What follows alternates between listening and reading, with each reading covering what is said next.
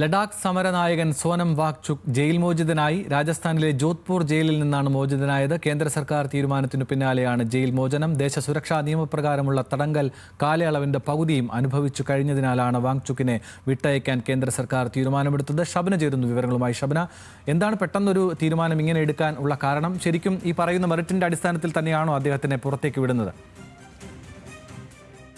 ദേശീയ സുരക്ഷാ നിയമപ്രകാരം 2025 സെപ്റ്റംബർ 26-നായിരുന്നു വാങ്ചുക്കിനെ ലഡാക്കിൽ വെച്ച് കസ്റ്റഡിയിലെടുക്കുന്നത്.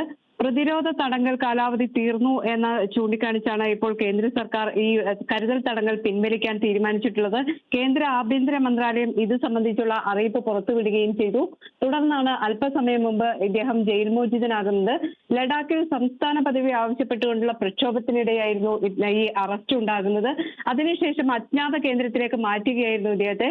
രാജ്യദ്രോഹ കുറ്റം അടക്കം ചുമത്തി ആയിരുന്നു അറസ്റ്റ് ചെയ്തത്. പിന്നീട് ഇദ്ദേഹത്തിന്റെ ഭാര്യ സുപ്രീം കോടതിയെ സമീപിച്ചിരുന്നു.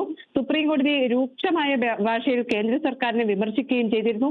സുപ്രീം കോടതിയുടെ പരിഗണനയിൽ ഈ കേസ് നിലനിൽക്കെ തന്നെയാണ് ഇപ്പോൾ കേന്ദ്ര ആഭ്യന്തര മന്ത്രാലയം ഇത്തരം ഒരു തീരുമാനത്തിലെത്തിയത്.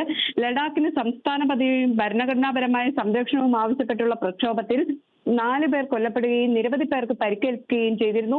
കേന്ദ്ര സർക്കാർ അന്ന് ആരോപിച്ചത് സോനം വാങ്ചുക്കിന്റെ പ്രസംഗമാണ് ഇത്തരത്തിലുള്ള ഒരു പ്രകോപനത്തിന് കാരണം.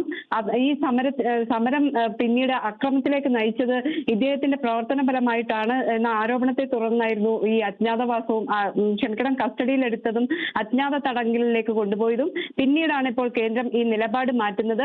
ആവശ്യത്തിനുള്ള തടങ്കൽ, അതായത് പ്രതിരോധ തടങ്കലിന്റെ കാലാവധി തീർന്നു എന്നാണ് കേന്ദ്രം അറിയിച്ചിട്ടുള്ളത്. ഇതിന്റെ അടിസ്ഥാനത്തിലാണ് ഇപ്പോൾ ജയിൽ മോചിതനായത്. ശരി, ഷബ്നയാണ് വിശദാംശങ്ങൾ നൽകിയത്.